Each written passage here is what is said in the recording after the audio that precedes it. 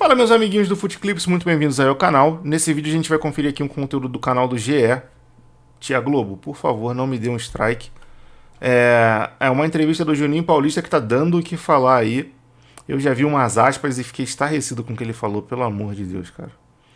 Título do vídeo é o seguinte: Juninho abre o jogo sobre Dani Alves, Vini Júnior, choro de Tite e crise na CBF. Abre aspas, ge.globo. Eu já tô triste de ter que ver esse vídeo. Vamos trocar de janela, like no vídeo, se inscreva no canal 321. É Marquinhos pra cobrança, pé direito. Ele contra o goleirão croata. Dona FIFA, não me dê um strike, pelo amor de Deus. Partiu, bateu, perdeu, acabou.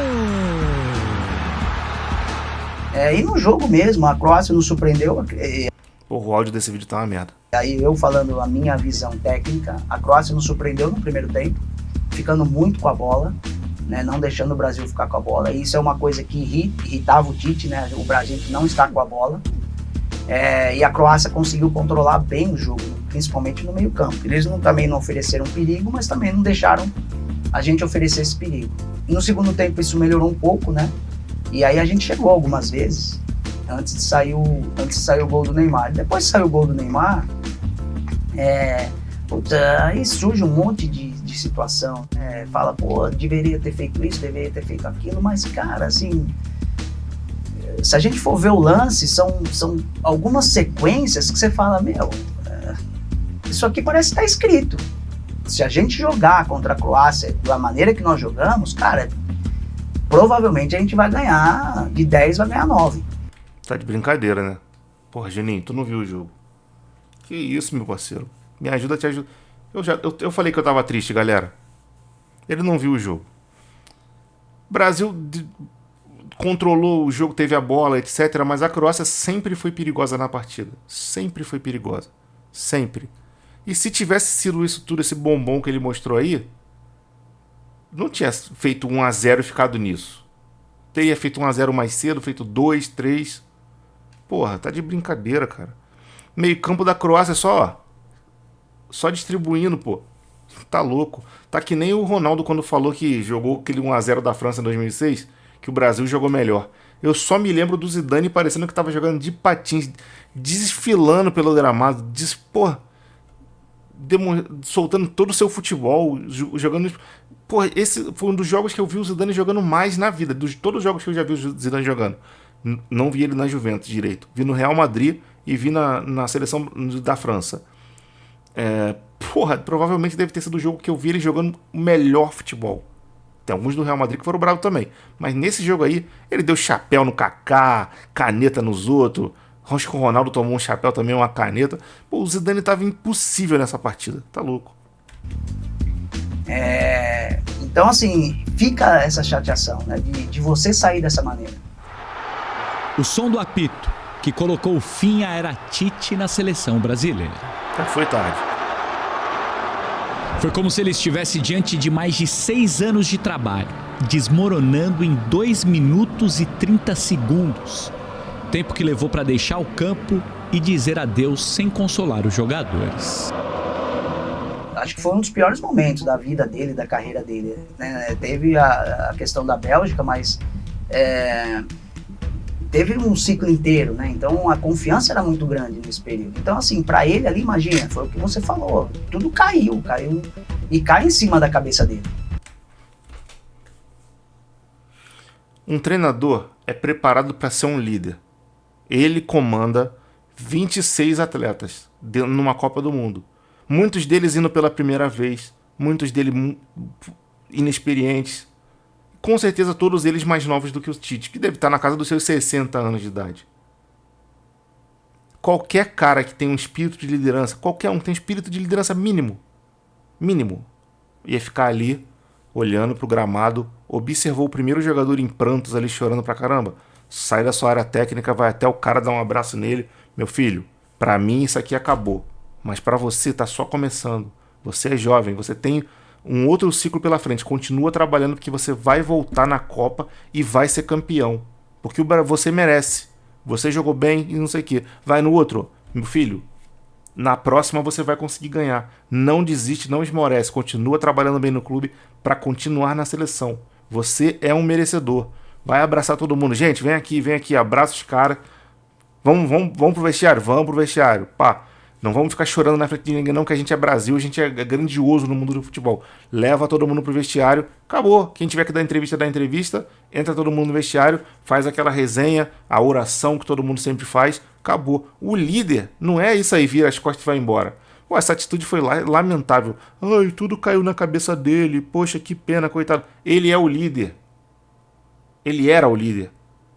Ele tinha que estar liderando aqueles caras ali, consolando todo mundo dentro do campo. Se ele tiver que chorar, chora na cama dele, que é no travesseiro dele, que é o lugar quente, com a dona Tite, a senhora Tite, consolando ele, dando um abraço nele, ou então no banho ele pode chorar. Porque o líder é assim, ele tem que estar ali liderando o tempo todo. Se não sabe o que é ser um líder, que tem um espírito de liderança, não seja treinador da seleção brasileira, pô. Né?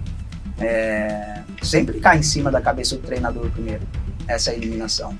Então, e mesmo assim ele ficou ainda com o pessoal ali próximo, né? Aí não teve essa atitude de entrar em campo, tudo, mas ele é muito passa pano demais, né? Então ele foi sofrer, cara, sozinho, foi chorar sozinho, né? E aí ele tava lá no vestiário e até ele também ficou espantado quando no outro dia tiveram essas notícias, né? Então, aí ela até perguntou, pô, mas eu fiz alguma coisa errada? Eu falei, mano, não fez nenhuma. Claro que fez. Cada um... Cara, o Juninho Paulista é uma decepção pra mim. Pelo amor de Deus. Sofre da maneira que sente na hora, né? Na hora você não pensa nessa obrigação. Na hora você quer viver o seu luto. Né? Então acho que com ele foi isso que aconteceu. Cara, assim, o resultado prejudicou muito. Porque... mesmo ainda lá fora tem pessoas que só olham essa questão, porque às vezes não conhece muito o mercado, não conhece muito esse processo. Então às vezes vai contratar um treinador e eles olham eles olham os resultados. Então assim, é por isso que eu falo da importância do agente agora. O Tite precisa ser visto dessa maneira que ele é, né, para esses clubes europeus, porque ele tem capacidade de comandar qualquer clube na Europa. Do tamanho de um Manchester City, do tamanho de um Real Madrid.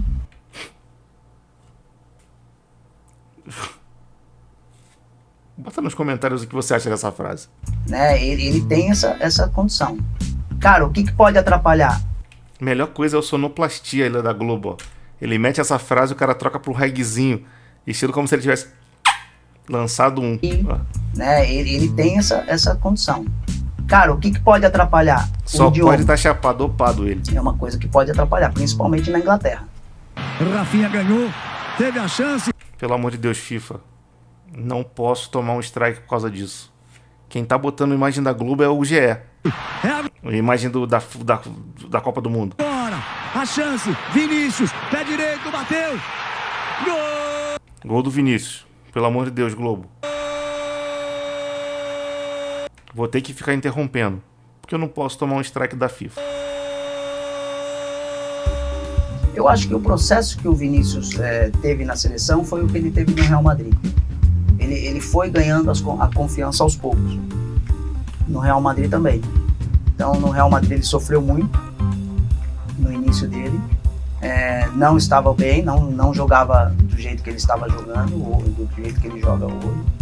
E ele sofreu muito esse processo, essa confiança, né? Então, às vezes, fazia um jogo bom, aí fazia um jogo ruim.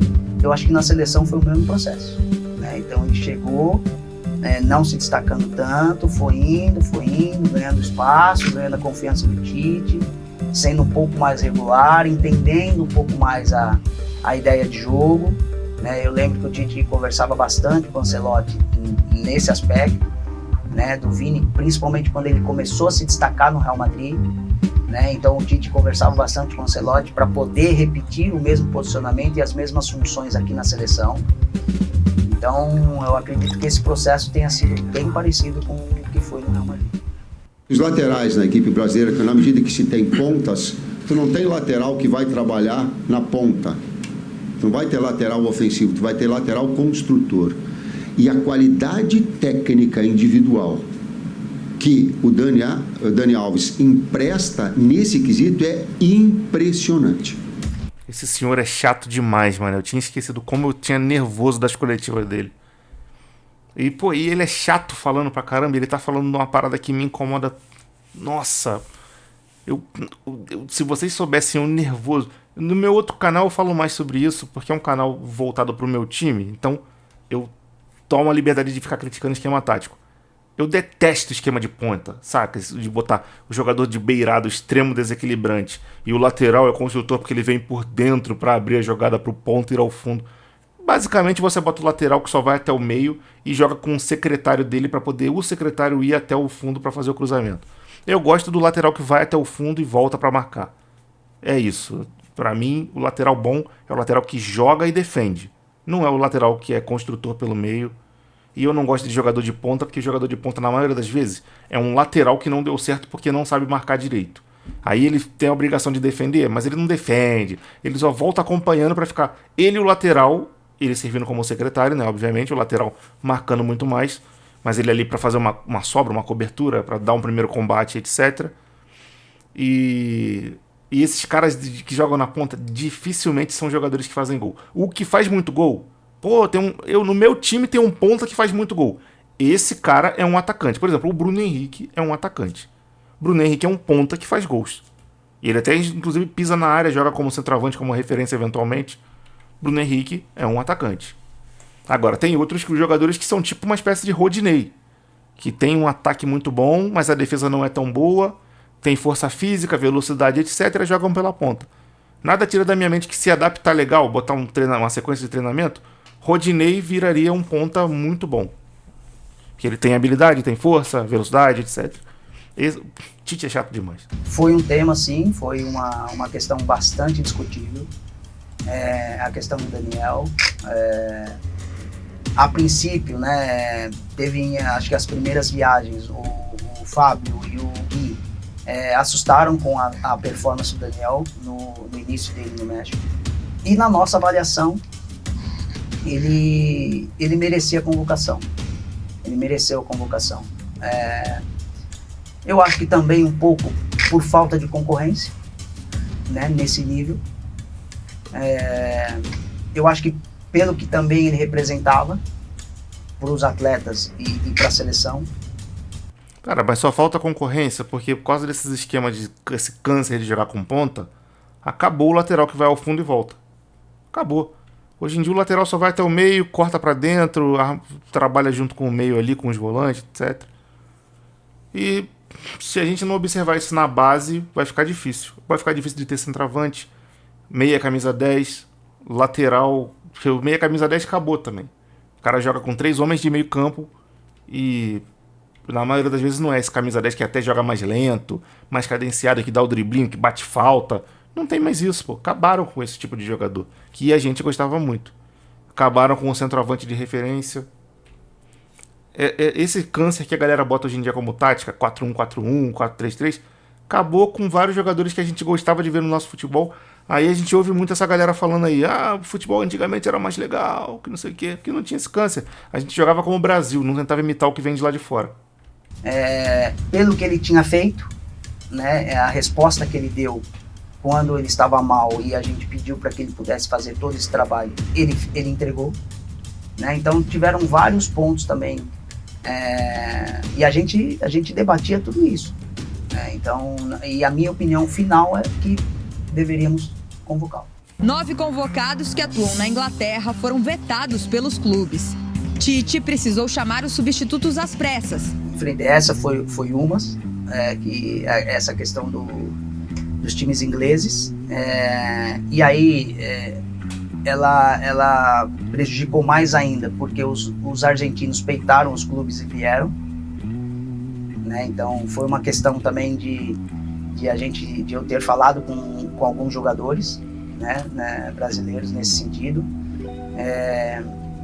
por conta dessa irresponsabilidade, né, dos jogadores argentinos para com seus clubes.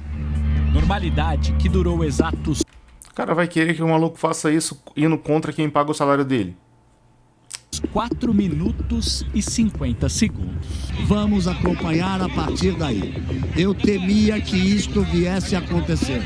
Quando a partida foi interrompida porque agentes da Anvisa e da Polícia Federal estavam em campo para retirar os jogadores argentinos. Aí os caras vêm, peitam os clubes, peitam as nossas autoridades sanitárias, as nossas leis sanitárias e vão jogar. Só que assim, cara, vê isso antes. Toma uma atitude antes. Vai tomar uma atitude 5 minutos depois que o jogo começa? Aí então deixa o jogo rolar, cara. Vocês permitiram até agora, os jogadores estavam aí, estavam no hotel. Ficaram 3 dias no hotel, 2 dias no hotel. Cara, não deixa o jogador, foram treinar. Esses jogadores foram treinar. E ontem, a seleção sofreu mais 2 desfalques. O atacante Malcom e o meia Claudinho foram chamados de volta pelo Zenit, da Rússia, por causa de um jogo na Inglaterra, no dia 14 de setembro. Para entrarem no Reino Unido para essa partida, Malcom e Claudinho vão precisar cumprir uma quarentena de 10 dias por terem vindo para o Brasil. Eu vou falar por mim. Eu não gostei da atitude deles. E falei isso para eles. Então, entendi a situação deles. Não é só pro meu lado. Não, eu entendi a situação deles. Então falei com eles, falei com o empresário deles. E assim, foram muito firmes com os 2 atletas. Eles tinham acabado de chegar. E aí eles pegaram muito firme, muito forte com os 2. Até desumano. Que sentido? Cara, de ameaçar mesmo. Se não vier, o contrato tá rescindido. Assim, coisas fortes, assim, sabe? De uma pressão grande em cima desses atletas. Os brasileiros foram surpreendidos hoje com um anúncio da Confederação Sul-Americana de Futebol nas redes sociais. Um aviso de que a Copa América deste ano vai ser realizada aqui no Brasil. Tinha dado toda aquela situação. Ele foi, ninguém falou nada em relação a isso. Só que ele queria falar no vestiário de Copa América. E aí eu conversei com ele, falei, Rogério, aqui não é o momento de se falar em Copa América. Nós estamos entrando para um jogo de eliminatórias. Não se fala de Copa América no vestiário prestes o time entrar para fazer um jogo de eliminatórias. O vestiário da seleção brasileira, unindo jogadores e comissão técnica, está assim em rota de colisão com o presidente da CBF, Rogério Caboclo, que é esperado aqui em Porto Alegre nas próximas horas, e o dirigente terá que ter argumentos muito fortes para fazer com que os jogadores e a comissão técnica mudem de ideia em relação à Copa América. Ele fez o discurso, ele conversou com os jogadores, no vestiário antes de eles entrarem em campo, mas não se falou em Copa América. Inclusive estava o Cafu junto com ele, que seria o embaixador, foi o embaixador da Copa América aqui no Brasil. E o Cafu também, ajudou nessa minha opinião, E o Cafu também concordou, falou, Rogério, não se fala nada em outra competição quando você vai jogar um jogo importante. Então teve essa questão. E aí depois o discurso do Rogério foi totalmente em prol do jogo que a gente ia disputar. Desejada, mas nem sempre confortável a cadeira de técnico da seleção. Pelo menos até o dia 5 de julho do ano que vem, ela vai ser ocupada por Fernando Diniz, enquanto o italiano Carlo Ancelotti, o preferido da CBF, não é oficializado. Não é fácil. Então a situação do Edinaldo para a escolha de um treinador não é fácil. Se eu estivesse naquela cadeira, eu também não teria uma convicção. Eu iria procurar, eu iria conversar, eu iria entrevistar. Então assim, para ter essa convicção, eu iria ter num certo momento, mas se você falar hoje, eu não teria essa convicção. Então assim, tem que conversar, tem que ver, qual é a proposta, o que eu espero da seleção brasileira. E aí eu vi muitas pessoas falando, o Ancelotti sim, no momento não. Então eu também compartilho um pouco, porque assim, se fosse perguntar a minha opinião, qual é a primeira opção? Treinadores brasileiros. essa seria a minha primeira opção. Ir atrás de treinadores brasileiros, fazer essa entrevista com o que eu poderia pensar que serviria. Cara, assim, eu acho que botar treinador estrangeiro é uma boa. Mas eu já falei isso em outros vídeos. Eu acho que pra você trazer um cara tipo o Carlo Ancelotti, você precisa usar esse cara em favor do futebol brasileiro. Teria, na minha concepção, que esse cara viver aqui e não lá, e ele visitar o CT dos clubes brasileiros, conhecer a estrutura, ver como são os treinamentos, os métodos, quem são os jogadores principais que tem em cada clube, fazer um tour pelos clubes da Série A, pelo menos, durante um período, tipo, sei lá, 30 dias, 40, 60 dias, ele, tipo, 2 dias em cada clube, 1 dia em cada clube, pelo menos, para ele poder conhecer os clubes que jogam na Série A, os jogadores todos que tem, qual a sua estrutura, para poder assistir um treinamento, de repente até participar, ajudando, dando uma outra dica, uma outra ideia para o treinador dessa equipe, agregando o conhecimento dele para que esse time, de alguma forma, seja impactado pela presença dele aqui. Se for só para botar ele para, sei lá, morar na Europa, convocar só quem tá lá, só para tentar ser campeão, botar a estrela no peito, para mim não vai mudar nada e, enfim, poderia ser qualquer um no comando técnico da seleção brasileira. E aí vale a pena botar até um brasileiro mesmo. É isso que eu penso. Se é para trazer o Ancelotti, o Guardiola, enfim, Klopp, esse cara tem que chegar no futebol brasileiro e promover a evolução do futebol brasileiro. Dar dicas de como melhorar o campeonato da Série A, o Brasileirão, e como que o clube vai fazer para se estruturar melhor. Enfim, mostrar aí a experiência que ele tem. Se não for para fazer isso, melhor deixar como tá. Né, que teria o perfil da seleção brasileira. Cara, na entrevista, eu não sentindo firmeza e não tendo essa convicção, aí eu partiria pro estrangeiro, né? E partindo pro estrangeiro, eu partiria pros melhores do mundo. E o Ancelotti é um dos melhores do mundo.